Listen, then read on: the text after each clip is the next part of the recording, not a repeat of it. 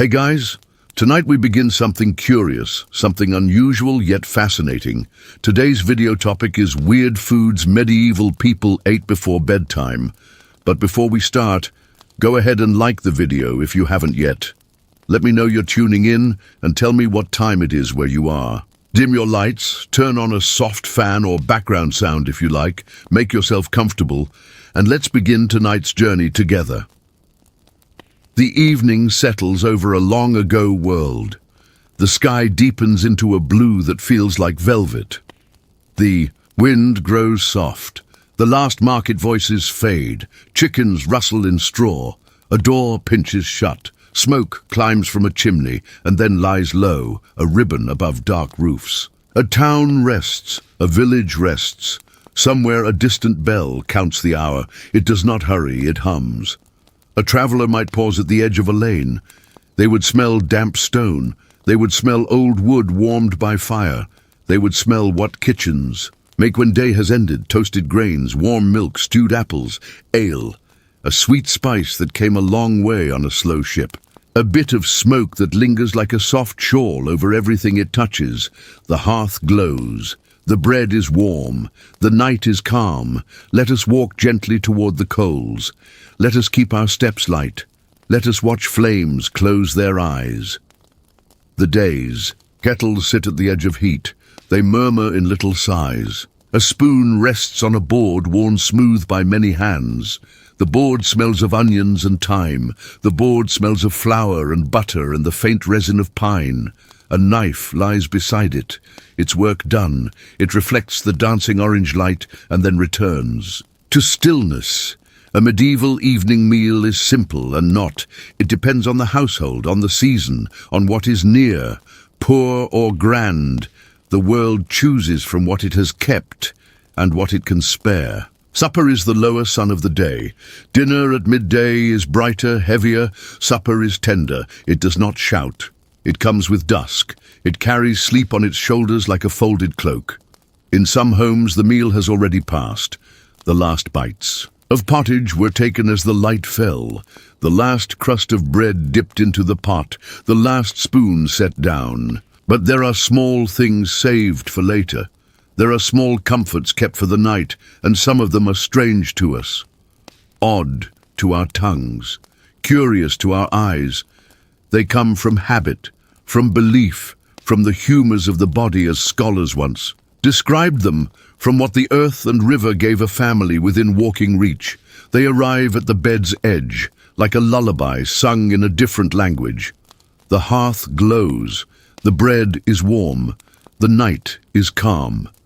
In a cottage of wattle and daub, with reed thatch and a low lintel, the end of evening tastes like grain.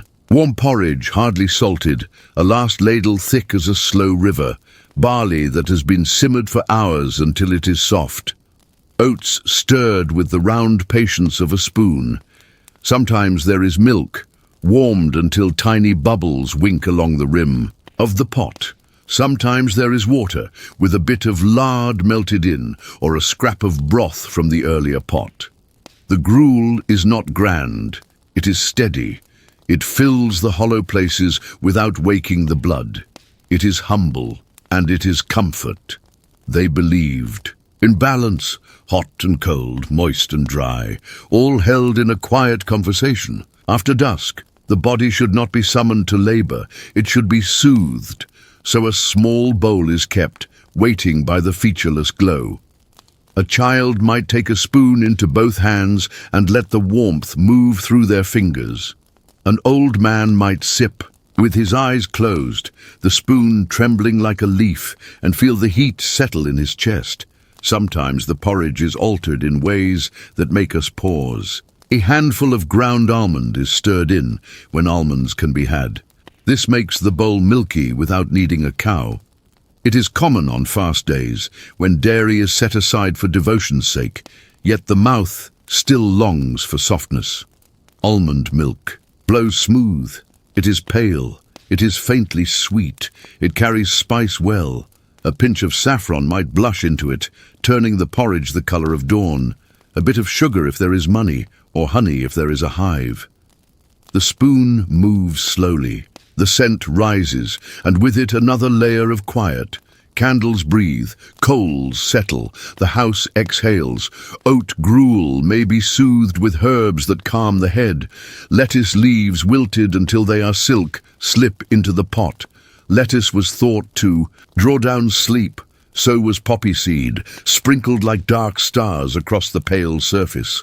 The mouth meets the tiny crunch, and then the ease that follows. In other bowls there is borage, the herb with little blue flowers.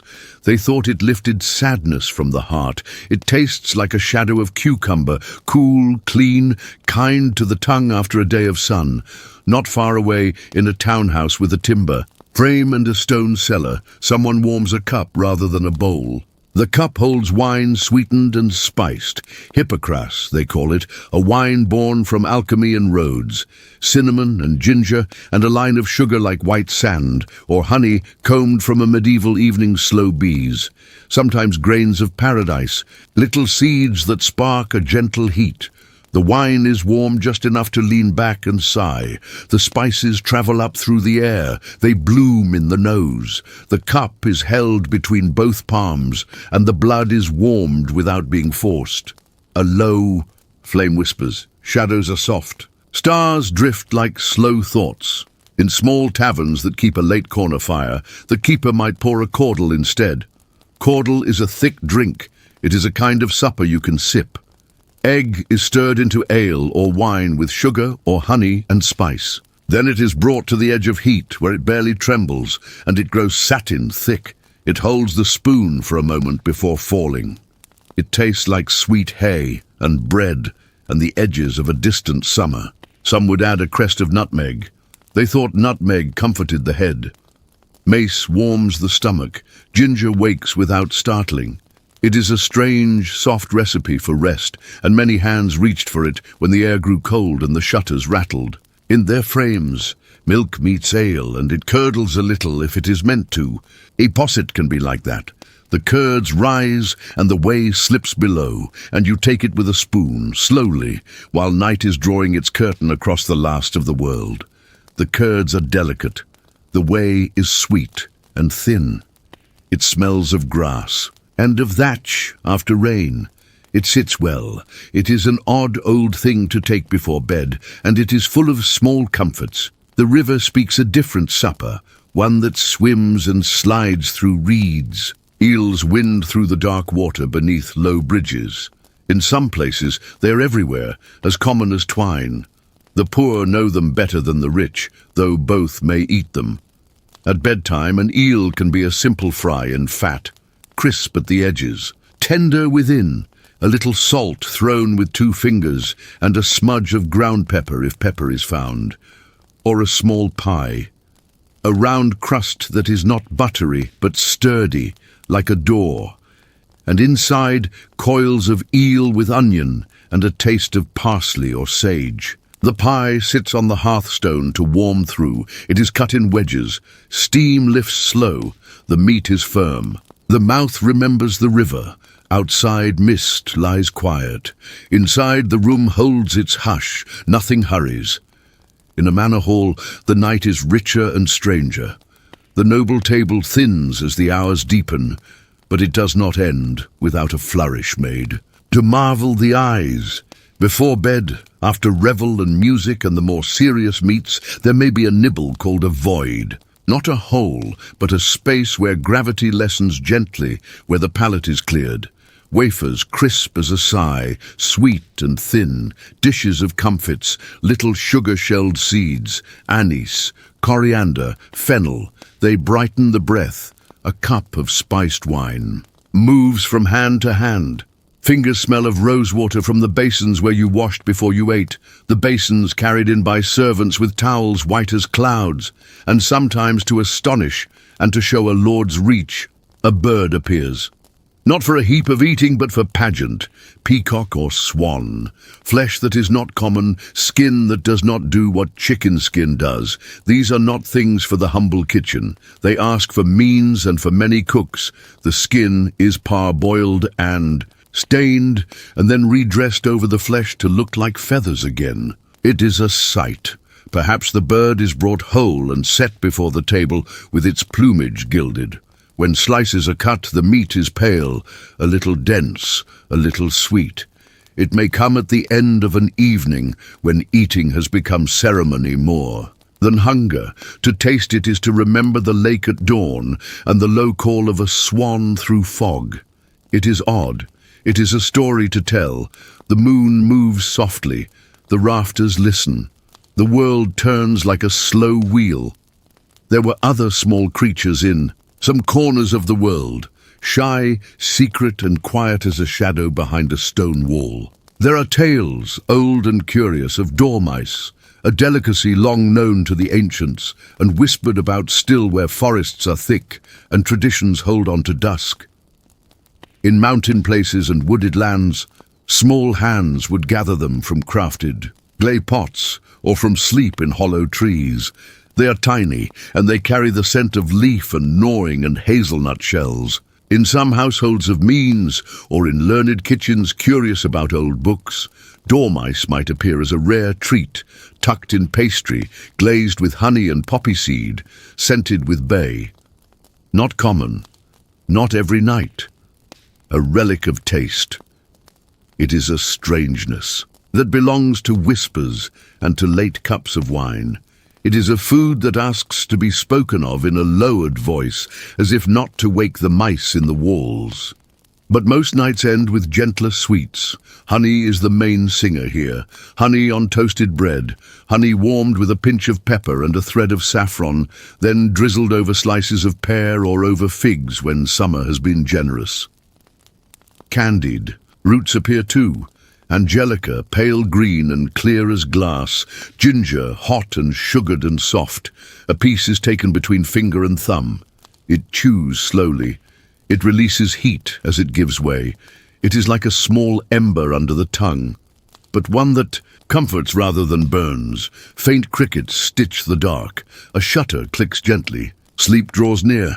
Almonds are taken and ground into paste and sweetened, then pressed into shapes. Flowers, birds, a little tower, marchpane they call it. It shines like satin if rubbed with a drop of rosewater. In these almond candies lies the East and the South, lands where sugar was born and where almonds grew thick, lands that fell into European kitchens on threads spun by trade and travel and conquest and return. A noble might have a small plate carried to a private chamber. A piece of marchpane is more than food. It is an evening in a bite. It is soft. It suggests the pillow to come. In town, in evening's second act, a tavern door stays open a while. The smell of straw on the floor mixes with ale, with smoke, with wool, with damp coats. Someone eats onion soup, cut with ale and thickened with a crust soaking its last strength in the bowl. Someone else has cheese and bread and a smear of mustard, hot as a spark, to wake the appetite just enough so sleep can find it again easily. Later, if there is money, there may be a slice of eel pie. If not, a coarse heel of bread is warmed at the fire and softened with dripping. The crust, crisped by heat, sings when broken, a soft crackle like dry leaves. The crumb steams gently and meets the mouth with gratitude. The hearth glows, the bread is warm, the night is calm. In the countryside after harvest, porridge grows stranger in its abundance. There are new grains to grind. There are nuts to crush, chestnuts dried and ground into flour, stirred into the pot with milk and a bit of honey, turning the bowl sweet and earthy. In winter, with meat salted and fish smoked, with apples dried and prunes shriveled and glossy like polished stones, the evening meal seeks to soothe the body bent by cold. Dried fruits are simmered in ale with cloves and ginger until they plump. Again, swaying in the spoon like slow bellies in a warm bath, they are eaten warm with a splinter of bread. Their sweetness is not hard. It is deep. It lingers under the tongue and in the memory. In spring, new herbs push through thawed soil. Nettles sting the fingers, but they are tamed by heat and become silky and mild. Sorrel adds a lemon softness, a green that tastes like clean rain. Alexander's, bring a hint of celery and earth.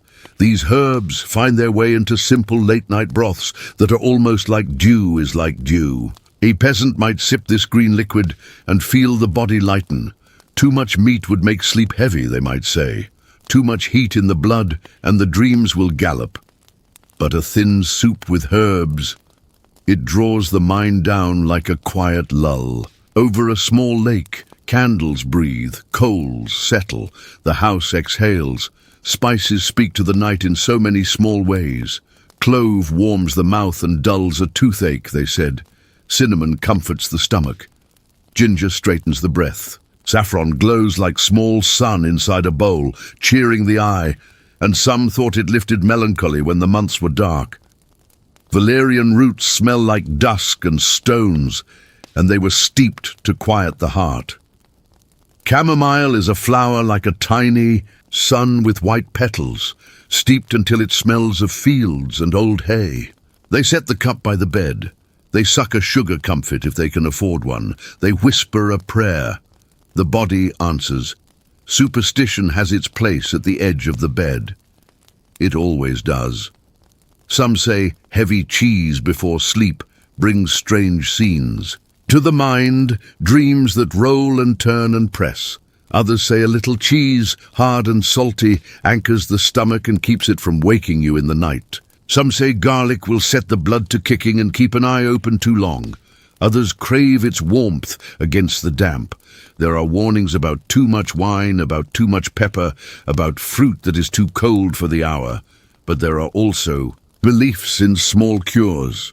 A spoon of honey steadies the throat. A piece of quince jelly is good for the belly. A lettuce leaf under the pillow pleases the gods of sleep. A little poppy makes the dark kind. Outside, mist lies quiet. Inside, the room holds its hush. Nothing hurries. In a cloister, the night is, ordered by bells and candles, and the slow feet of monks on stone. There are vigils, there are readings. On many nights there is nothing between the last psalm and the bed but a mouthful of bread. On other nights there is a fixed custom. After compline, a small allowance of something warming, a cup of thin ale, a pittance of soup. On fast days, almond milk carries the duties of dairy. It is poured into pottage so that the spoon still finds softness and the rule still finds obedience. The herbs in the cloister garden are chosen for healing and quiet. The monks know which to pick when a brother cannot rest. They crush lavender between their fingers and lift it to the face. They let the scent lead the mind like a soft hand down a corridor. A low flame whispers, shadows are soft. Stars drift like slow thoughts. In towns and cities, a curfew bell ends the open market. But not every exchange stops at once. There are night baskets passed hand to hand through a narrow door. A woman buys a small dish of hot peas in a trench, of bread, and carries it home wrapped in cloth. A man lifts a ladle of pottage the color of amber and fills a little pot for a neighbor whose child is ill. There is kindness in these late bites. There is also business. A small stall sizzles with oil. A wedge of fish is dipped into a batter of beer and flour and parsley and dropped in. It sputters softly. It is dusted with a pinch of salt. It is carried away in paper. The night holds it carefully, and the last heat touches lips and tongue, while feet find their own way by habit. Seasons ride the year like chairs on a slow wheel. They bring different ends to evening. In summer, a handful of cherries, their stems cool against the fingers, eaten at a doorway while the sky lingers purple. In autumn, roasted apples folded open, hiding their own tiny treasure of cinnamon and honey and a bit of butter, the skin wrinkled, the flesh airy and sweet as warm cider.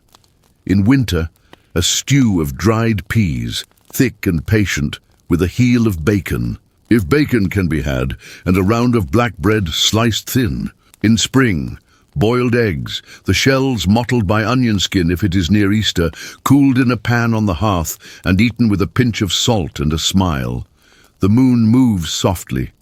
The rafters listen. The world turns like a slow wheel.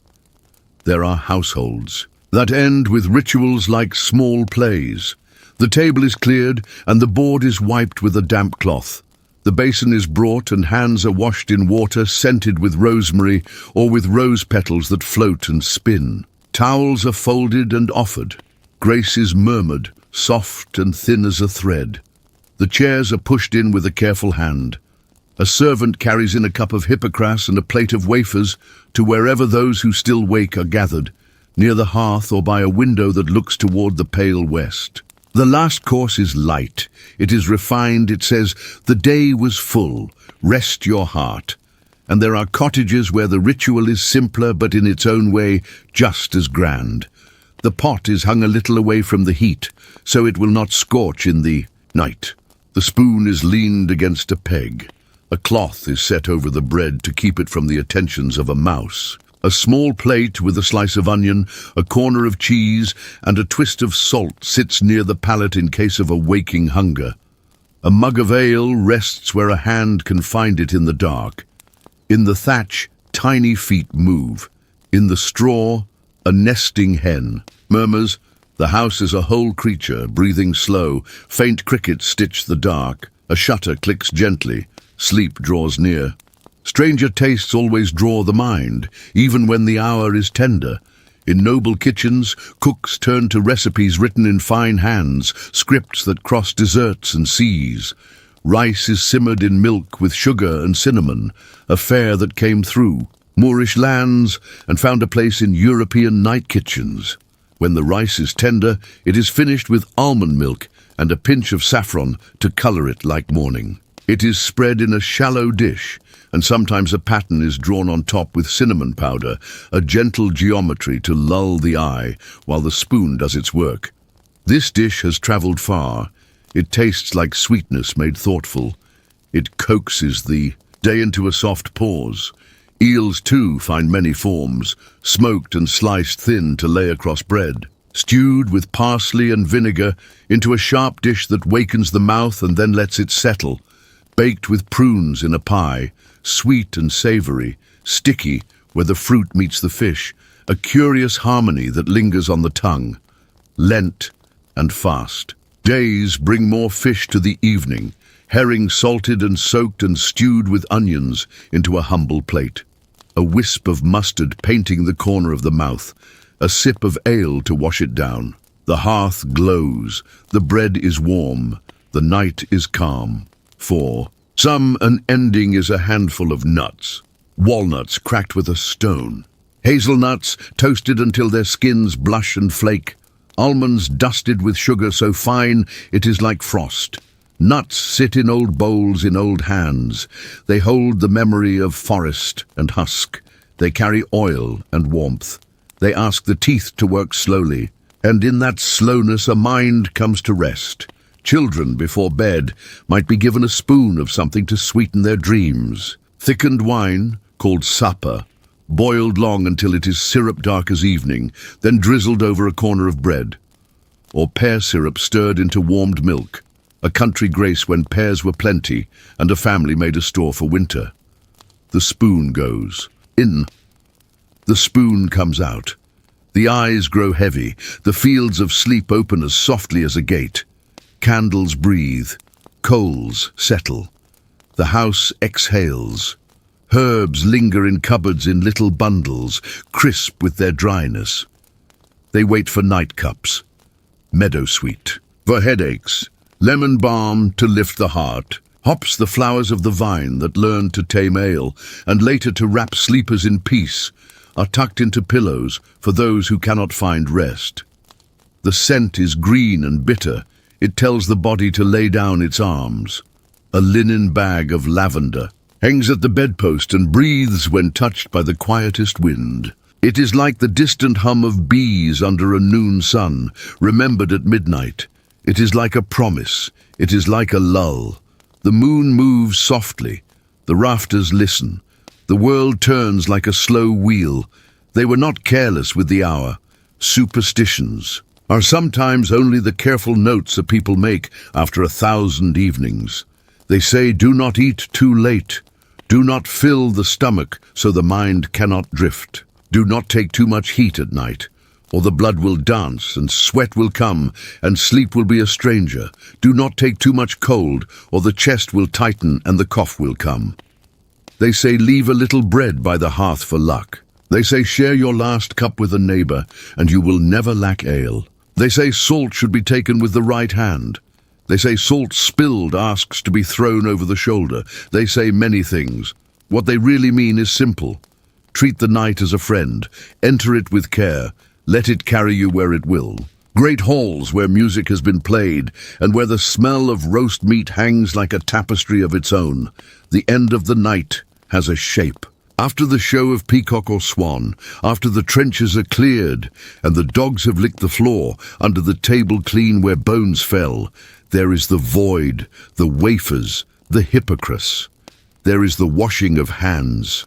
There is the parting of company. There is sometimes a bowl of spiced almonds, and those who tire slowly talk softly as they take them, one by one. Then the fires are banked, the skins are pulled across the beds, the doors are barred.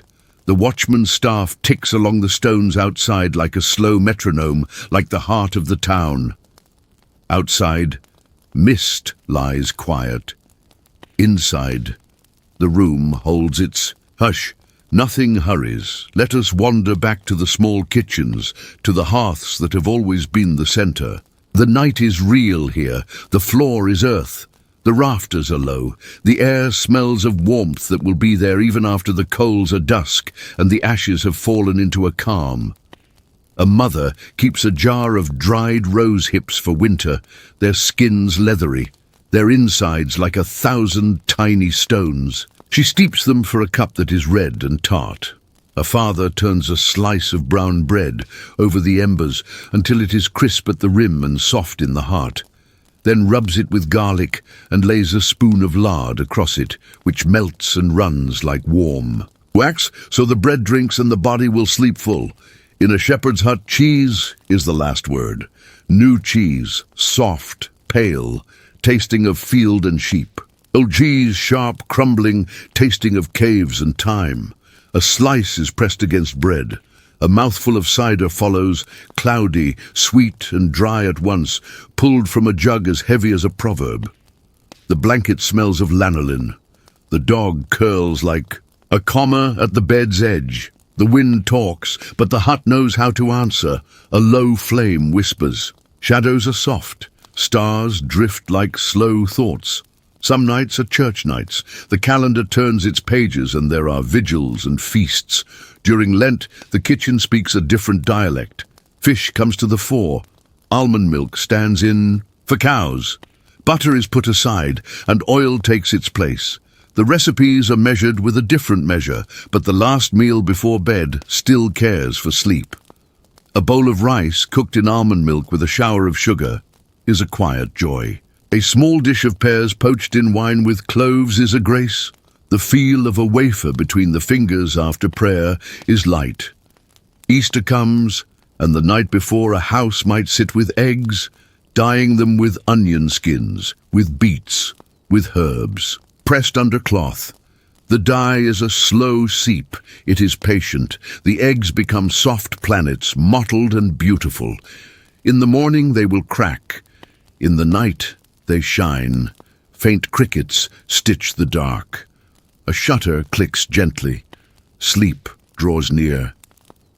The oddness of medieval bedtime foods is not sharp. It is not a scream. It is a suggestion. It asks you to think slowly, like the night. It asks you to smell a thing before you name it.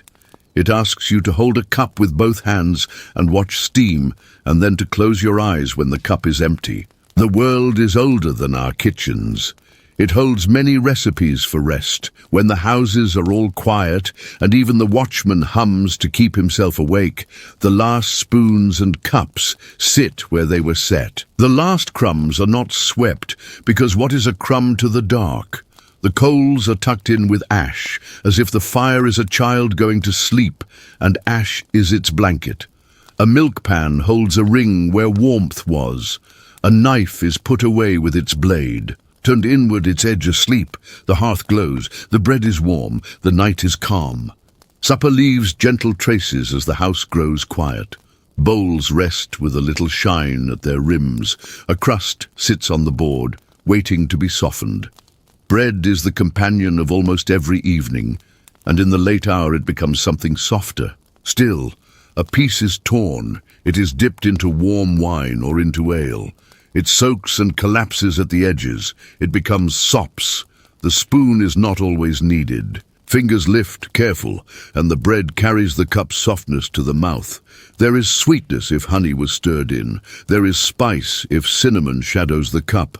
The bite dissolves. It asks nothing from the teeth. It asks nothing from the night. There is another way. Sops in broth. A ladle finds the pot where bones gave their strength, and onions surrendered their sweetness. The liquid is thin, but generous. Bread lays in the bowl and drinks. It darkens. It settles. It is eaten slowly with a quiet breath between each bite. Fat leaves a gloss on the lip and a calm in the belly. The day lets go. A traveller in a French town might taste prunes stewed in wine at this hour. The fruit has been dried in a patient sun. It is plumped again by a different warmth. Cloves rest in the pot like little anchors. Cinnamon floats, the prunes swell and shine. A spoon lifts them with their own dark syrup, and they land on bread or on a small plate of pewter, and then on a tongue that understands how closing the day can be sweet without sharpness. A final sip of the warm wine, a final breath that carries the scent of oak and orchards and the night's first dew. Candles breathe, coals settle. The house exhales. In Iberia, where the air keeps traces of orange even after dusk, a bowl may hold rice cooked slowly in almond milk. The rice is soft.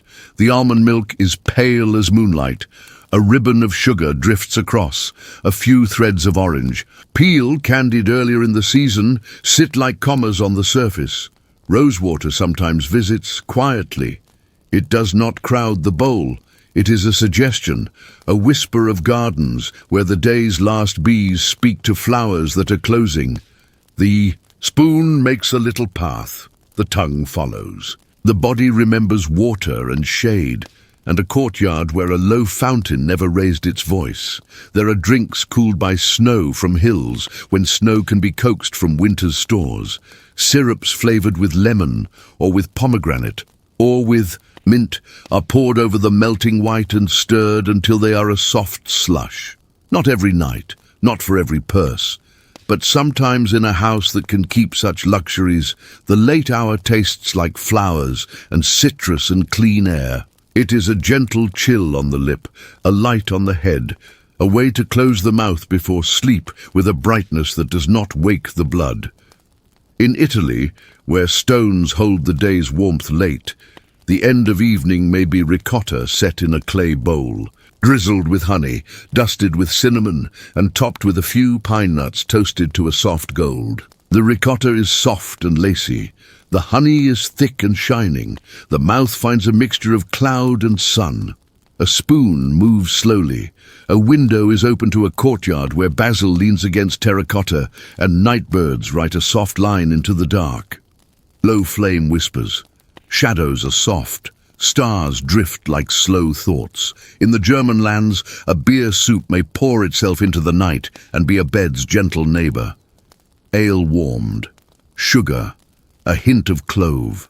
Egg whisked in and thickened with care. So it does not curdle into lumps, but glides into the liquid like silk. The cup is wide. Steam lifts. The edge of the tongue recognizes the beer and the sweetness and the spice, and then the heat works its way into the chest and asks the shoulders to drop, the jaw to loosen. A heel of bread sits nearby to collect the last of the bowl. It is dipped. It finds its rest. There were ales before hops, seasoned with herbs that quiet the mind. Groot brought together yarrow, bog myrtle, rosemary perhaps, and other green lives with their own sleepy songs. Such ales were a field held in a cup. They were meadow and marsh and fog over low ground. The herbs were gathered by those who knew their times and moods. The ale worked gently. It drew the lids down. It invited length to the night. In the north, where dusk can linger or flee depending on the season, A late bite might be oatcakes warmed on a flat stone near the fire. They are thin and faithful. They carry a smear of butter when cows have calved and the dairy is generous, or, when the sea is close, a sliver of smoked fish lays on top, shining like moonlight on the dark. A sprig of dill brushes it. The scent is green and briny. The bite is small. The comfort is wide. Outside, mist lies quiet. Inside, the room holds its hush. Nothing hurries. Eastern lands stir poppy into milk and into honey and into soft breads. Poppy seeds shine like a night sky scattered across pale dough. When baked, they crack softly under the teeth. The taste is nutty and low. It is an evening. Taste. In winter, a bowl of grain and honey and poppy sets a household in a circle before bed. It is spooned out with a little ceremony. It is received with two hands. There are oddnesses of the water's edge that turn up in some places. A creature is judged by the way it lives, and so a beaver's tail, shining and flat, could be named a fish by those who kept fast and yet knew hunger. It is fatty. It is rich. It is roasted until the outside blisters and then cuts like warm. Wax beneath. Not every house could find such a tail. Not every place would want it. But in the long history of kitchens, the line between what swims and what walks sometimes blurred when the bell called a fast and the stomach called for compromise. Lampreys carry their own story. The king's table might welcome a pie of lamprey. On high days, a dish rich with spice and with wine, set at the close of feasting more as marvel than as midnight comfort. The pie is almost black, where sauce and fish melt into each other. The first slice releases a scent like deep rivers, like pepper and clove fighting for room and finding it, like vinegar tamed by sugar into a dark agreement. To taste it is to enter a cave with a candle, slow, careful. It is a heavy night's tale. The moon moves softly. The rafters listen. The world turns like a slow wheel. At the humbler table, suppers keep closer to ground and season. Cabbages sleep in the garden. Onions dream in the earth. The household knows their strengths and their tricks. They say too much cabbage at night will stir the belly and keep rest at bay. They say onions raw before bed are a handful of sparks, but stewed slow, mixed with barley and with a small strip of bacon if there is bacon. They lie kindly. They wrap. The stomach like wool. Herbs return to the rim of the bowl. Dill coaxes calm. Fennel soothes. Lovage brightens and then softens. Sage is warm and thoughtful.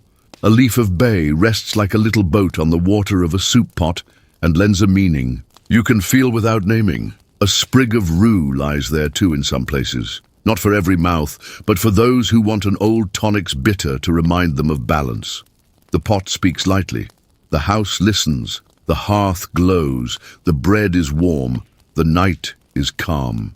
In the market quarter, where the day holds on a little longer, a cellar of wafers might keep the irons hot. The iron plates carry patterns etched by some craftsperson years ago. They press batter thin, and it hisses somewhere between bread and sugar, and it lifts away crisp and pale. The wafer is rolled or not. It is dusted with sugar if sugar can be spared. It sits in a small paper. It is taken down a lane that smells of damp wood and cool stone and the last of the day's wool. It cracks softly in the mouth. It passes like a quiet thought. Near harbours, the eel seller knows the hour. Eel is pulled from a basket. It is cut into coins. It is tossed in flour and into a pan. The sound is gentle, not a scream, just a soft applause from the oil. A whisper of vinegar is shaken over, a pinch of salt, a sprig of parsley laid across. The taste is the river and the sea shaking hands. A child looks wide-eyed. A mother puts a cup of small ale into a larger hand. Night gathers them both. Candles breathe. Coals settle. The house exhales. Not all strange nights end with bites. Some end with pictures made of food. Subtleties, they're called, in great halls where cooks are also artists and where sugar is clay and almond paste is earth. A hedgehog that is not a hedgehog arrives. It is almond paste shaped into a small mound, studded with slivered almonds for spines, glazed with rosewater to shine. It is part story, part sweet, part moonlight. It is cut open, and inside there may be a soft cream. Guests smile, then yawn, and the night kindly calls them. Gingerbread at the late hour is not the cake we think of. It is pressed honey and breadcrumbs or flour, heated with spices and shaped in molds into animals and saints and leaves. Stiff, dense, sweet, and perfumed, it lingers on the tongue and in the room. A piece is chewed and becomes a long, slow thing. It lasts until the bed is ready. Faint crickets stitch the dark, a shutter clicks gently, sleep draws near. The calendar moves the mouth around the year. The harvest brings abundance that changes the bowls and cups. Chestnuts are roasted until the skins flake, and the mellow nut inside grows fragrant and mealy. Some are kept. They are dried and later ground and stirred into a porridge with milk to make a night dish that is both woods and fire, and a promise. That summer was not a dream. In orchards, quinces are put by. They are boiled, and their pale flesh turns ruby in sugar and shows a new flavor, serious and tender. A spoon of quince paste lays on a piece of cheese before bed, and the pair turns into a thought about balance that does not need words. Medlars, those fruits that ask to be bletted, to be softened and sweetened by time rather than by flame, sit on a window ledge until cold, and nights have done their work. Then the skin yields. The flesh inside is soft as jam. It smells like cider and leaves. It is scooped with a spoon and eaten with a smile by those who know it. It is odd and perfect at the end of a day. A low flame whispers. Shadows are soft. Stars drift like slow thoughts. Physicians of the age speak softly in their parchment and ink about sleep and supper. They say wash your hands, walk a little after eating. Do not go to bed with a belly that is either empty or burdened. Choose foods that are moist and mild. Avoid those that are dry and too hot in the mouth. Eat lettuce, eat purslane, eat endive. If it grows in your garden, drink a simple beer. Take a little wine if you're used to it, and always with water. Hildegard of Bingen writes about spelt and how it steadies the inside man. And the kitchen listens with one ear, measuring by heart, not by scale, and stirring the pot in a rhythm that has its own kind of medicine. Bread keeps company across classes. A noble's manchet is white and fine. The wheat passed through many sieves until it is like snow. A peasant's loaf is maslin, a marriage of grains, rye and wheat together, dark and reliable. At night, both soften. Butter melts into both at the same speed. Honey loves both. Garlic rubbed on both leaves the same scent on the air. There is a democracy in low light. Outside, mist lies quiet. Inside, the room holds its hush. Nothing hurries. The castle at evening is its own small city. The kitchens are deep. Fires live in masonry like tame beasts. Pots large enough to bathe. In hang heavy. Yet even here, the night narrows the appetite. A few slices of cold venison, very thin, dressed with vinegar and herbs, set on a plate by the chamber fire, are enough. A small tart of cheese and herbs, barely sweet, almost a custard, is enough. A dish of pears baked in their own skins until the juice runs and spooned out with cream scented with rose is enough. The mantle over the hearth holds candles burning. In a line, their flames soft as moth wings. The bed beyond is curtained and turned back. The chamber smells of beeswax and linen and wool, and the far echo of a hunt that happened long ago now. In towns, the voida is a travelling ceremony. A servant carries a basket, and from that basket come small things that finish the mouth. Comfits, white and green. Wafers in a stack, clean as cards. A jug of hippocras, gentle in the hand. Those who have not yet gone to their beds take a piece, and the servant moves on. He's the last tide. He empties. He returns to the kitchen lighter. He banks the fire. He closes the door. The moon moves softly. The rafters listen. The world turns like a slow wheel. Farm kitchens know how to keep. Night is the friend and tester of what was done in the day. Sausages hang from a beam and sway a little as the door opens and closes. They are not for now. They are for lean, cold hours. In their place, a little pot of curds is warmed. Whey is kept for bread in the morning. A handful of herbs from the yard, chopped fine, go into the curds with a pinch of salt. A wooden spoon lays a wrinkle across the surface and licks it clean again. Spoon to mouth. Silence. There are cheeses washed in ale or in brine daily until they smell like caves and stone and the hand that turned them. A sliver thin as a leaf is cut and laid on bread. It stings a little. It is chased by a sip of cider. The pairing is like two notes sung softly in a stone room. They leave a ring in the ear, then nothing but warmth in the throat. Candles breathe. Coals settle. The house exhales. Not all sweets are sugar. Honey is the old currency. It cures and it comforts.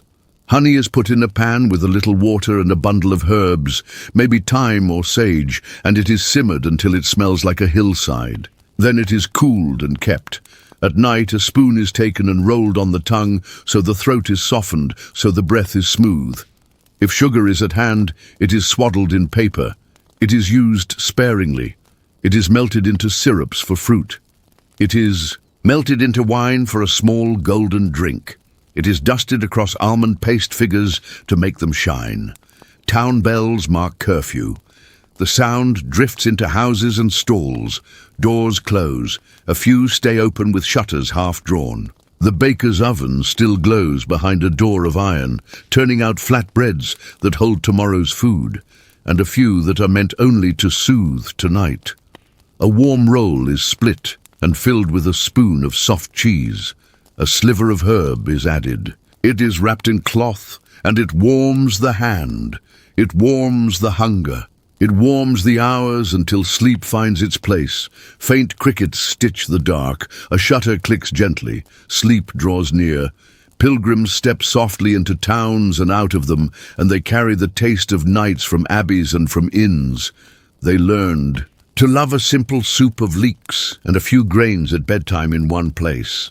They learned to love a small cup of spiced wine in another. They carry stories of a monastery where a brother made small loaves studded with fennel seed that he gave away only after Compline, and the loaves smelled like calm for the rest of the night. They carry stories of a countrywoman who made a posset, so soft it could be sipped in the dark without waking the head. The road is long, but the end of each day is always a short, tender thing. In winter, when windows bloom with frost at the corners, sugar almonds and seed comfits become little hoards of light. A child might be allowed one as their bed is pulled together, the blanket's edges tucked. The sugar crunches, then dissolves. The seed at the heart is bitter or bright. The mix is an answer to nothing and to everything. Eyes close. A low flame whispers. Shadows are soft. Stars drift like slow thoughts. The old books write recipes like spells. They say take this and that, and then they change their minds, and then they forgive. They are not strict. They speak a language of patience and taste. They speak across borders. From Arabic to Latin to French and back again, ideas move like summer wind. Almond milk is everywhere, a thought as common as a bench by a hearth. It replaces, it adorns, it carries. It is cream for those who cannot take cream. It is the sea where spices swim. It is the bed for rice. It is the night in a cup. Rosewater and orange blossom water are the ghosts of gardens that appear at table. When gardens sleep, they are poured by drops and by careful hands. Too much is a shout, a little is a hum. They visit marchpane and custards and wine. They visit fruits and wafers and the bowl of water for washing. A room that smells like flowers is a room that remembers daytime, even when the candle is short. Outside, Mist lies quiet. Inside, the room holds its hush. Nothing hurries. Songs are sung sometimes before bed, and while voices climb and fall, plates travel around a corner of a room. A slice of apple dried at the harvest and now softened in a bath of ale. A slice of pear kept in syrup, lifted out and gleaming, rested on a bit of cheese. A spoon of thickened grape must, dark and comforting, laid on bread.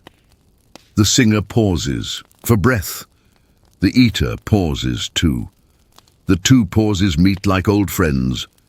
In kitchens near forests, mushrooms warmed in butter might find the late plate. They are small. They taste like earth and rain. They are salted with two careful fingers. A sprig of thyme is enough. They sit on bread that is toasted above embers until the edge sings. They are eaten with grateful eyes. Night leans in closer. The moon moves softly. The rafters listen. The world turns like a slow wheel. The strangeness of birds on the table is not only in their presence, but in their ending. Peacock and swan and crane are not merely food. They are the final page of an illuminated book. They carry a show. They carry a thought about order and about reach. Their flesh is not everyone's joy, but their skins, redressed and painted, their feathers remounted, their eyes set with tiny stones, make the room whisper. And at the very end, after the whisper, after the finger laid on the lip, a small sweet arrives to soothe the mouth and the memory. It is a wafer. It is a sugared seed. It is a breath of wine. It is the tiniest circle of almond paste, like a little moon. That is what the mouth carries to bed. Fishermen know that eel and lamprey are the night's own children. They are caught when the world is folded in water that moves like a cat. They are cooked when lamps are lit. They are eaten in a way that matches their nature, slowly, with respect, with a bit of sharpness to answer their depth, with bread, always bread to steady the hand and the stomach. Bread is the boat. Bread gets you home. The hearth glows, the bread is warm, the night is calm, the simplest and oddest sweets appear in corners. Candied carrots, cut into coins, softened until they are almost marmalade inside, dusted with sugar. So they catch the light. A bite says nothing of field, it says only sweet and silk. Parsnip sweetmeats too, grated and cooked down and bound with honey, pressed into a pan to cool. They taste like winter turned kind. They taste like a story a grandmother tells when the storm has passed. Roots that were once only for broth come to the front of the table this way, sometimes. Even turnip, when time and sugar and patient hands are given, can become a night gift.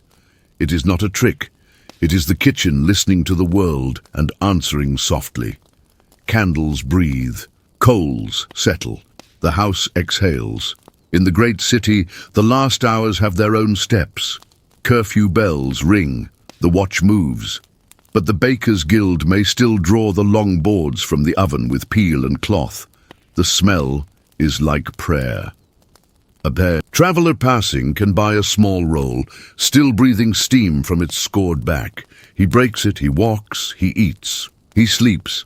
And in the baker's house, a child in a corner bed dreams of flour falling like snow and of loaves rising like the sun. Even here, in the heart of stone and street, the night is a hand laid gently on the head. A child in a cottage dreams of bees. The last taste on their tongue is honey. The last sound in their ear is the low song of a mother stirring a pot that no longer boils, only hums. The last sight in their eye is the ember that refuses to die completely, that keeps a point of red as constant as the North Star. In the morning it will be ash. In the morning it will be the beginning again. Faint crickets stitch the dark. A shutter clicks gently. Sleep draws near. The doctors warn against certain late foods, strong wine, hot spices in heaps, fat meats in slices that overhang the plate. They write about humours and about balance. They describe the body as a small world, filled with winds and waters and bits of fire. They urge moderation because the night is a time for inwardness and for repair. Kitchens hear this and do what they can with what is at hand. They make soft things. They make warm things. They make drinks that are more soup than drink. They preserve. Fruit to be summer in the mouth when winter makes the window panes bloom in lace. In spring, the garden throws up tender things that offer themselves to night bowls. New peas, young beets with tops so sweet they taste like a remembered sugar. Clover-like. Sorrel, a handful of mint. The first strawberries, small and real, crushed with a spoon with a bit of sugar and cream or with almond milk and carried to the bed of someone too old to walk to the table. A spoon, a smile, a sigh. There is light outside and inside. A low flame whispers. Shadows are soft. Stars drift like slow thoughts before sleep hands are washed. Sometimes it is only water. Sometimes it is water warmed with herbs, water given a leaf's voice. Rose petals float. Rosemary needles sink. The fingers rub each other. The scent rises, it clings, it follows the sleeper into their dreams where the garden is open and endless and there are no weeds and no frost. If there is any edge to the day that still needs softening, a caudle can do the work. Elay, egg, sugar, spice, heat, time. It thickens into kindness. It does the same thing every time, and every time it is welcome. The world is more bearable with rituals. The night is kinder with old recipes. Outside, mist lies quiet. Inside, the room holds its hush. Nothing hurries. There are vows that shape the late table. The vow of a monk, the vow of a fast, the vow of a pilgrimage. These vows become tastes as much as choices. A monk learns to love almond milk. A pilgrim learns to love lentils. A faster learns to love the ingenuity of cooks who can make fish taste like meat and make vegetables taste like feasts. At night, these vows lighten. Their severity is jellied with honey and with warm bread, and the bed receives the same body, always, regardless of the day's discipline, always ready to surrender to the same generous dark. In cottages, the day ends in small conversations between the human and the beast. A bucket of warm mash for the pig, hay set aside for the cow, a pat on the dog's head, a whisper to the cat. Not words, but a low sound that says, "Stay near." The creature comforts. A returned, a warm body near the feet. A small sound that is not wind. A purr, a sigh. The night outside does not feel so large. The moon moves softly. The rafters listen. The world turns like a slow wheel. Sometimes something cold is desired even in winter. A jug of milk left outside for a short while, then brought in and drunk, with a pinch of sugar and a scrape of nutmeg, with the knob of a knife. It slides, it whispers of morning, even at night. It carries a promise. At other times, heat is the only answer. A stone is warmed by the hearth. It is wrapped and placed at the foot of the bed. Beside it, a cup of mulled ale waits. The spice is not heavy. It is just a suggestion. A person drinks. They place the cup down. They put their feet near the wrapped stone. They do not need a prayer book now. The night is prayer enough. The hearth glows.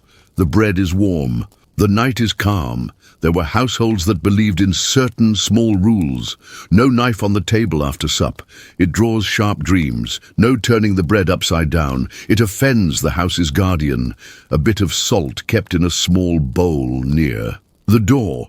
It keeps ill will from crossing the threshold. A little bread left for whatever shares the house invisibly and listens when the wind speaks at the eaves. These are not hard laws. They are courtesies extended to the oldness of the world. They cost nothing. They please the elders and calm the children. The end of a feast in a noble hall sometimes comes with a little theatre about sleep. A sugar castle, lit within by a candle, carried in on a tray. Marshalled on its battlements are tiny soldiers of almond paste, flag-bearers with banners painted in saffron and carmine. The candle inside burns low and lower and then out. The hall breathes. People rise, they go. The show is over. It is late. Candles breathe. Coals settle. The house exhales. Winter preserves are not only for hunger, but for peace. Apple butter cooked. So long it is almost black and shiny, flavored with cloves and with a hint of vinegar, spread on bread at night, until the body decides to be heavy. Pear butter is lighter. It tastes like bells. It tastes like the thin blue of a cold morning sky.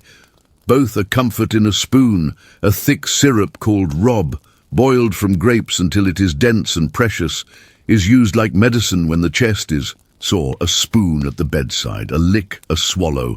The throat is lined, the cough is quieted. Sleep moves closer like a cat. There are as many little jars and remedies as there are beds in a village, and each has its own reputation. Whether they cure or not, they care, and caring at night is its own cure. Faint crickets stitch the dark. A shutter clicks gently. Sleep draws near. Alehouses are not all laughter and clamour. Some are just another hearth, another human light. A traveller sits. A bowl is placed. It is broth or pottage, or a fragment of yesterday's pie warmed so the crust loosens again. It is good. It is enough. A host cleans the board with a damp cloth. A candle leans. A spider begins a new line in the corner. The traveller finishes the bowl, leaves a coin, and walks out into a night that is not worse for being cold. If there is one thread that ties all these nights together, it is the way the mouth and the mind speak the same language when day has ended. They both want gentleness. They both want warmth that is not fierce. They want sweetness that does not sting.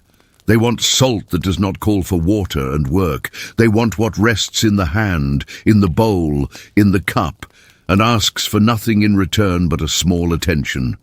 A low flame whispers. Shadows are soft. Stars drift like slow thoughts. In the end, medieval evenings are not so far from ours when they are quiet. They are human. They know that food at night is not just fuel. It is a story told at eye level, where the light is kind.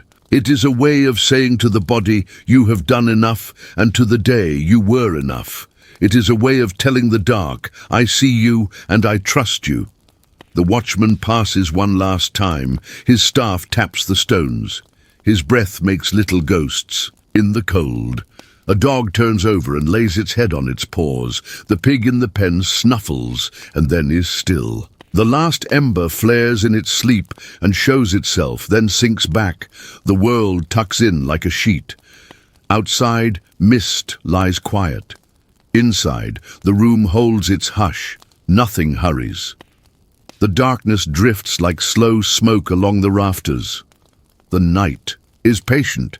The night is kind. It gathers bowls and cups into its soft pocket and waits while the last warmth leaves them. A spoon lies on its side and catches one ember's light in its curve. The room breathes. The people in it breathe. The hour leans towards sleep like grain bending to wind. There is a dish that belongs to this hour and to many ages.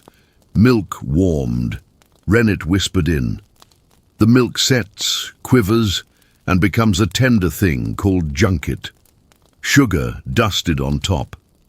A brush of cinnamon, perhaps a drop of rosewater, delicate as a secret.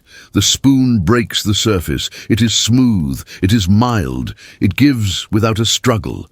It is a night food. It knows how to be quiet in the mouth and soothing in the mind. It was made for bedsides, for recoveries, for those who need gentleness more than plenty. It is a lullaby you eat. Panada is another comfort. Bread broken into a pan with water or a light broth, salt, a knob of butter if the house has it. The bread swells and loosens, and the whole becomes a spoonable calm. The steam carries a small promise. This is easy. This will not disturb. This will not call the blood to run. A sprinkle of sugar if the panada is for a child. A squeeze of verjuice, that sour juice from unripe grapes, if for a grown mouth that wants a gentle spark and not a flame. The bowl empties itself in a friendly way. The bed smiles from the next room. A small plate bears quince jelly cut into squares. It is the color of late afternoon. It tastes like an orchard becoming memory. Beside it, a slice of cheese sits like a quiet companion. Together, they speak softly to the stomach.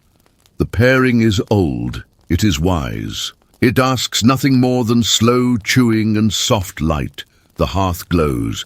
The bread is warm. The night is calm. Spiced wine is not always the same. Sometimes it is claret, scented with honey and saffron, pale and gold, a summer candle in a cup. Sometimes it is hippocras, deeper, redder, sweetened with sugar or honey and set to steep with cinnamon and ginger and grains of paradise until the whole drink hums like a distant song. In some kitchens, there is a sieve lined with a bag that has seen many nights. The wine runs through it slowly, and the spices breathe their last into the passing warmth. The cup is filled. It is held with both hands. A sip. The shoulders drop. The eyes grow kind. There is also piment, a mead with wine's memory and honey's heart. It is made quietly, kept quietly, poured quietly. It is taken in small cups at the very end, not for thirst, but for kindness. When winter grips the corners of the room, spiced drinks make the edges round again. Cheese can be odd and sweet in the night.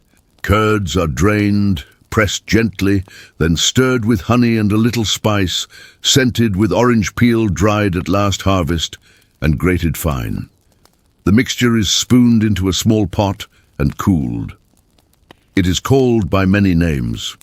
It is eaten with a sliver of wafer or a piece of fine manchet. It is soft. It is the evening made edible. A low flame whispers. Shadows are soft. Stars drift like slow thoughts. The river keeps giving. Eels appear again, this time in a green sauce. Parsley pounded with bread and vinegar and a trickle of oil. The color is friendly. The taste is bright but not sharp. The sauce is spooned over warm eel, and the mouth wakes and then rests without regret. In fast seasons, fish like herring salted, and then gentled in milk or almond milk find their way to the table, not for feasting, but for finishing. The fish is tender. The milk is forgiving. The hour is safe. There are beliefs tucked into baskets with these foods. Old words, old teachings. Do not drink water on a full stomach, they say. It will trouble the sleep. Do not lie down flat at once. Walk a few steps and then recline on your right side so the stomach is warmed by the liver's heat. Then turn to the left when the meal has gone downward. Imitate the moon, they whisper, if the moon is kind. Keep your room not too cold, not too hot. Let the night feel like a hand that is neither tight nor lax. And let supper, the last supper of the day, behave itself like a good guest. Small, tidy, easy to please. Some foods are allowed to cross boundaries by the grace of a story. A beaver's tail, slick as riverstone, may be called fish because it belongs to water. An otter swims, and so is sometimes made a fish by clever mouths when the bell demands abstinence. Porpoise appears on high tables and is treated as a fish, its meat dark and dense and served with sauces that can lilt and also steady. On nights when fasting rules are tight but hunger presses, these old allowances take a seat in the mind and make a certain peace. Odd, perhaps, but oddness that comes with thought and tradition can feel like order rather than chaos. Candles breathe, coals settle. The house exhales. The barnacle goose is a bird that grows from trees in stories, told by those who lived nearer to cliffs than to forests. They say it hatched from barnacles, and because of this, it was declared fish by some, and then not by others, and then by some again. What matters to the night is not the decree. What matters is the way humans make sense of their hunger and their vows. A slice of something allowed becomes a small mercy. A bed receives a body that has been given permission to rest. The noble table and the humble bench share a liking for sops. Bread and liquid, wine, ale, broth, milk. Everything softened, everything made simple, after long days of chewing hard. crust and crusty life, the pleasure of gentle food is a blessing. At night, sops taste like kindness. They taste like a promise that tomorrow can be met, because tonight is letting you be small. Ginger is a traveling companion for many of these dishes. It warms but does not blaze. It is grated into caudles. It is steeped into wine. It is candied and taken like medicine. And for the happy few, it is kept in a little pot, so it can be offered at the end of dinner to make the breath sweet and the head light. Long pepper and grains of paradise knock softly on the door of the tongue. They are never in heaps, they are in pinches. They are enough. Faint crickets stitch the dark. A shutter clicks gently. Sleep draws near. There are fruits that taste like lullabies when the air is cool. Pears poached slowly in red wine, with cloves and a bit of sugar, until the flesh holds its shape but yields under a spoon. Apples roasted on the hearth until the skin bursts, and the insides sigh and fall into a soft heap, then stirred with a touch of butter and a little cinnamon. Made into an apple stew that sits on bread and drips down fingers in a way that sends a drowsy laugh around a small table. Dried figs warmed in a pan with honey and a string of orange peel. Dates stuffed with almonds and dusted with sugar, a memory of southern skies and caravan bells placed gently on a northern board. They are sweet endings to quiet days. Jellies of fruit and of wine appear at grander tables.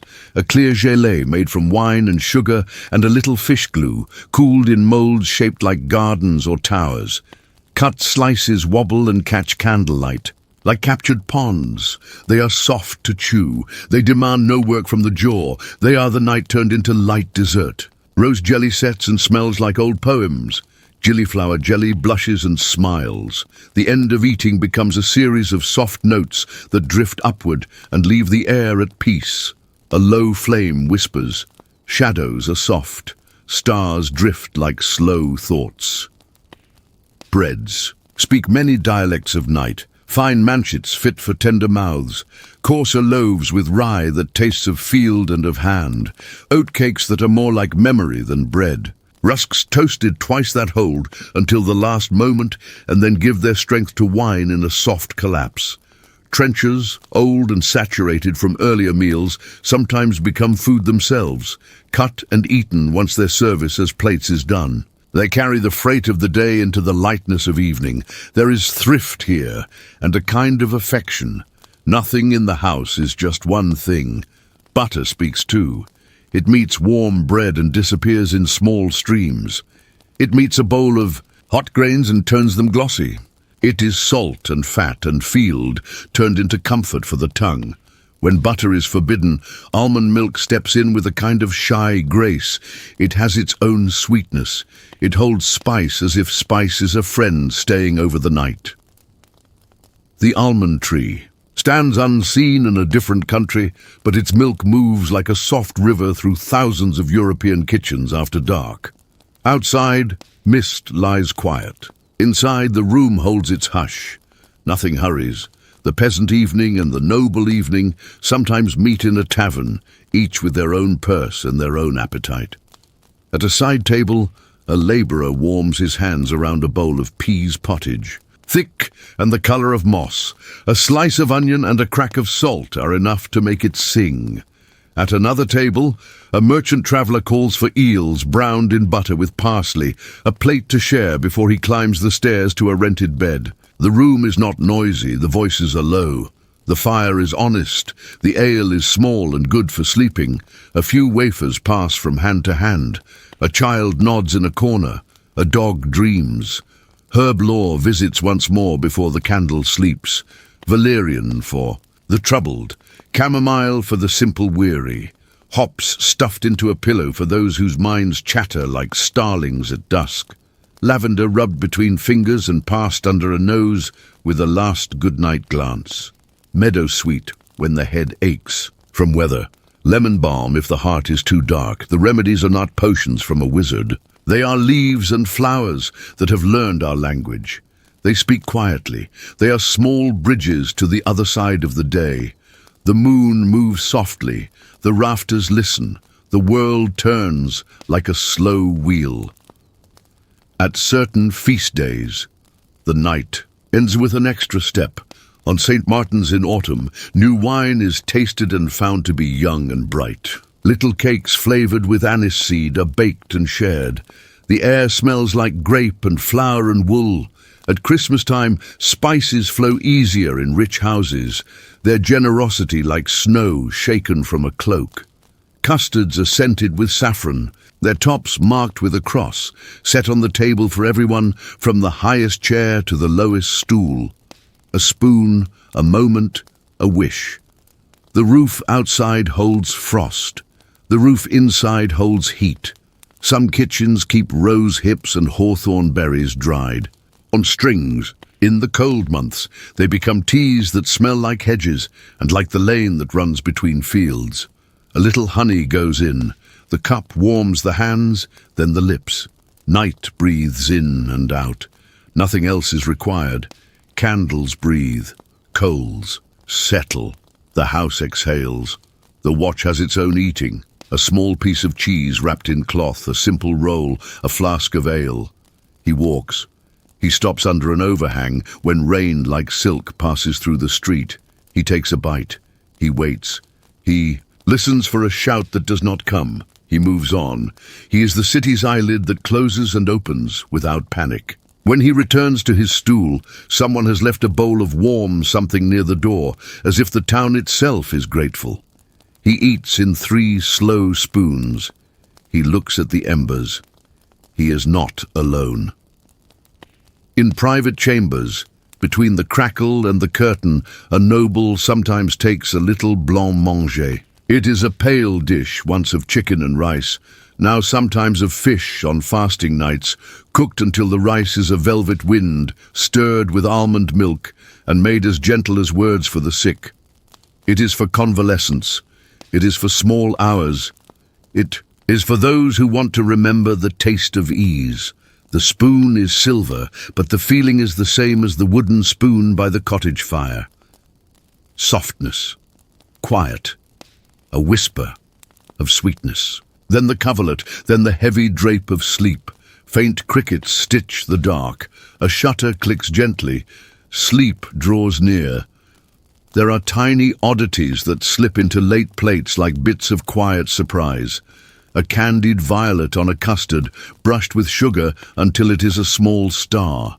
A preserved green almond, tender as spring, brined and then sweetened, green and shining like a gem. A string of citron peel, candied and folded like a ribbon. These are luxuries. They are not every night. They are theatre put to bed. They make the pillow smell like gardens that better houses keep inside their walls all winter. The countryside has a different luxury. Cream scalded in a shallow pan until it gathers and thickens into clouts, then set aside for a day that turns into velvet. A spoonful of this clotted cream put on a warm oatcake at the end of a long winter day is not a shout. It is a deep hum. It holds the body like a quilt. It speaks of cows and grass and the patience of hands that know when to stir and when to leave a thing alone. A low flame whispers.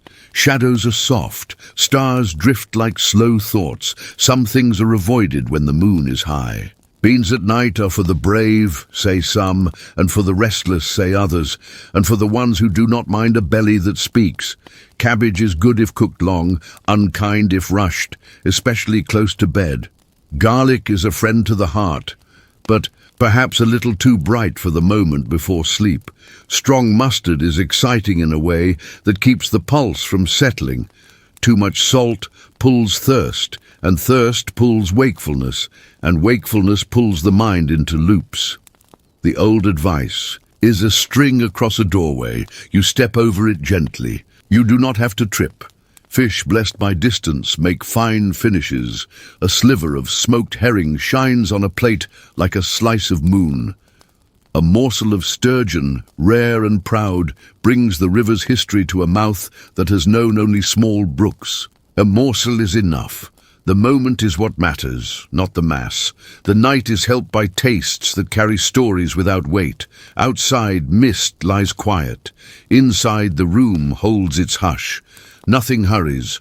Markets turn their faces inward when the bell calls the hour. But in some places, a few vendors linger behind shutters. A hand passes a small parcel of roasted chestnuts across a gap, their shells cracked, their steam rising like prayers. A hand passes a cone of spiced wine into another hand, the cup wrapped with cloth against the heat. A hand passes a heel of sugared gingerbread cut from a larger slab. The street doesn't need to know. The night approves. People are human in the same way at every time of day. They need a small thing to end with. The turning of the agricultural year feeds the night with different things. When the lambs are born, milk is plentiful, and the kitchen is generous with fresh cheese. When the hay is cut and the fields are shaved to stubble, workers go to bed, with bowls of thick pottage that slow the pulse and let the back unknot. When the apples fall, every shelf takes on the sweet tang of cider as it wakes. When pigs are killed in winter, the house smells like smoke and spice and plans. But even then, late plates are small. They are tokens. They are assurances rather than feasts. The big eating belongs to midday, to sunlight, to laughter. The night takes the tender end. The moon moves softly. The rafters listen. The world turns. Like a slow wheel. In some houses, a ritual closes the kitchen. The woman of the house stands by the hearth with a jug. She pours a little clean water on the stones to keep the old spirits pleased and to quiet the dust. She crosses the hearth with a glance and a nod, as if to say, "Thank you for the warmth, thank you for the light, see you when the rooster sings." She covers the pot. She turns the loaf with its crust upwards. She hangs the spoon by its leather thong. The room is not empty. It is rested. Children know this hour by taste. A bit of sugar set under the tongue to keep away monsters. A spoon of honey with a squeeze of lemon if the chest rattles. A chunk of white bread softened in milk if the eyes flicker, and the tears come for no reason. These are not cures alone, they are kindnesses. They are how people tell each other, especially the small ones, that the night is nothing to fear. Candles breathe. Coals settle. The house exhales. There are people who write and people who stir, and sometimes they are the same.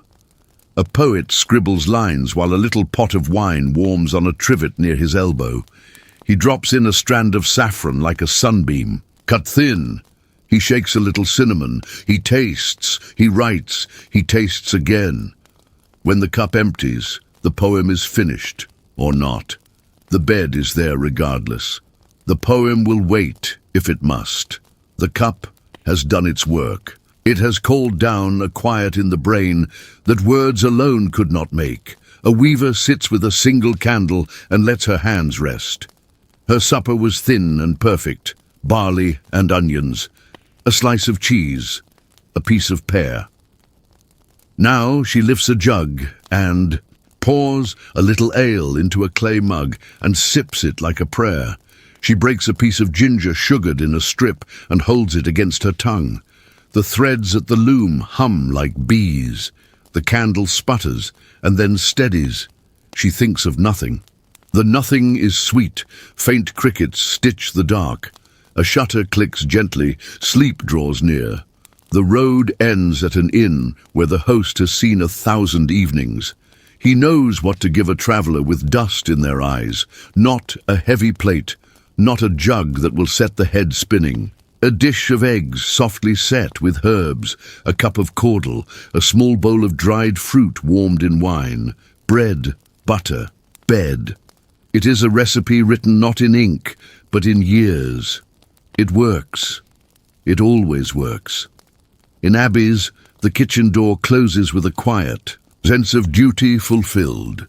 The last bell has rung. The last cup has been measured. No one eats for pleasure here when the night is thick. But someone who cannot sleep may be given a cup of thin broth at the infirmary. Someone who is fevered will feel a cloth cool on their head that smells like chamomile and rosemary. Someone who is grieving will be handed a small cup of wine warmed, with spice and watered so it is more lull than luxury. Holiness and hospitality share a bed, a low flame whispers, shadows are soft. Stars drift like slow thoughts. The end of eating in castles is ceremonious. The voider appears. The table is cleared of bones and bread and meat and talk. The cloth is lifted. The crumbs are gathered. Wafers come. Spiced wine goes round. Comfits click gently against teeth. A bowl of clear water with floating flowers is offered to cleanse the fingers, and the scent left on the skin is the last scent of the day. A bow, a rising, a corridor, a bed. The echoes of conversation lose their words and become rhythm only. The castle sleeps like a great animal under a blanket of stars. Villages sleep like a family under the same blanket. The doors are barred with a simple bar worn by hands. The pets find their places. A mouse takes what was left for it by purpose, or by accident. A prayer is said, or not. The night takes everyone in the same way. It carries dreams in quiet baskets. It sets them by each bed as if laying a plate. It is a patient, careful servant. It does not break anything. It does not hurry. The hearth glows. The bread is warm. The night is calm. If you listen, you can hear. The recipes cooling. You can hear herbs exhaling their last green. You can hear pots remembering their heat. You can hear a knife sheath the little blade of its light. You can hear bread sigh as its crust tightens in the cooler air. You can hear milk settle in the belly. You can hear the body decide. The body decides to lower, to loosen, to let go. It is not forced. It is invited by everything the evening made. Somewhere a last cup is lifted. The cup is put down. The hand that held it thinks about nothing for a long time. The bed is near. The hour is ready. The dark is soft. The strange foods are not strange anymore in the time and place where they belong. They are old friends. They are lullabies. They are little boats on a night river. They float. They carry. They arrive. Outside, mist lies quiet. Inside, the room holds its hush. Nothing hurries.